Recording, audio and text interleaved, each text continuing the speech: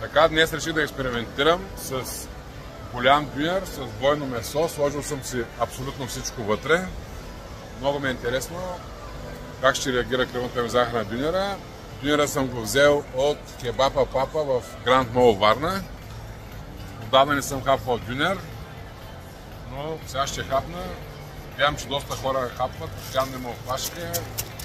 И сега хапвам дюнера и по-късно ще покажа как се е променила кръвната ми захар. Замерванията ги правя с CGM-а, който е тук на ръката ми.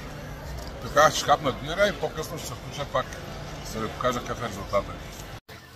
Така, няколко часа по-късно, след като хапна голям дюнер с двойно месо, да видим какво показва CGM-а, с който си следа кръвната захар постоянно.